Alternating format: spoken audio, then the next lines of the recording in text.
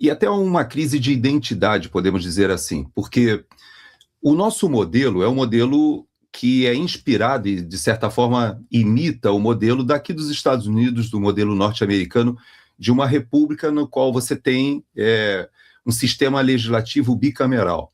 Essa ideia de você ter um Senado, e no Brasil nós temos 3 senadores por estado, aqui nos Estados Unidos, que é um país muito mais rico e com uma população inclusive maior, e são 50 estados aqui, e nós temos só 2 senadores por estado. Aqui também o mandato é de 6 anos, e no Brasil é um mandato de 8 anos, e nós temos uma alternância que agora está sendo até analisada para ver se consegue juntar numa eleição só, mas de todo jeito, o que nós temos no Brasil é uma inspiração no modelo da federação dos Estados Unidos. Qual é a dificuldade? Aqui nos Estados Unidos a gente enfrenta a mesma dificuldade, que é o fato de que você tem estados pequenos, com populações pequenas, com o mesmo número de representantes de estados muito grandes.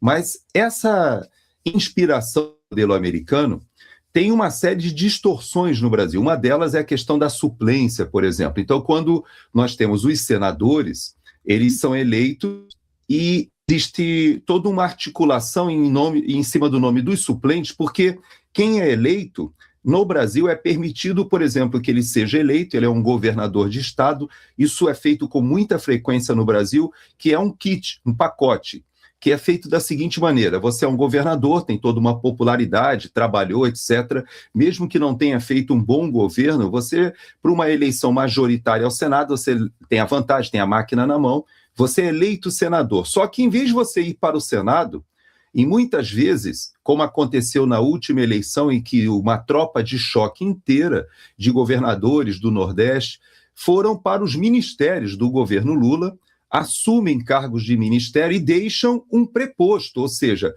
aquele nome que ele colocou como suplente, na verdade, ele já coloca sabendo que ficará como seu representante no Senado, e ele fica com 2 pés, um na canoa do Executivo e outro pé na canoa do Legislativo.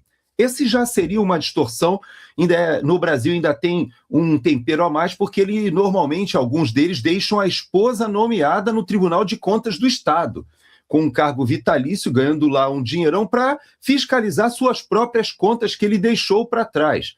Quer dizer, essas excrescências, essas distorções já são terríveis, mas no que diz respeito ao trabalho do Senado, você veja que Alcolumbre ele foi eleito com 73 votos dos 81 possíveis. Foi uma das maiores votações da história do Senado.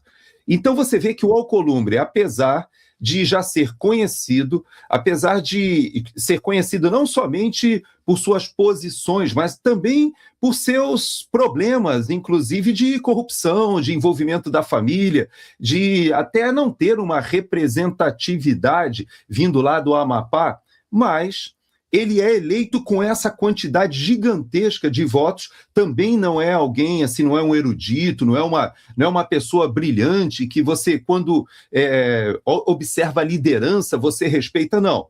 Faz parte de uma articulação em que a maioria dos senadores dos estados do Norte e Nordeste, eles acabam se unindo ou tendo um peso maior na hora de votação, haja vista que nós temos essa distorção, que também acontece aqui nos Estados Unidos, de representatividade. Só que aqui nós temos mecanismos diferentes e até uma cultura diferente, né, Marco? Então, esse assunto que o Nicolas coloca é fundamental.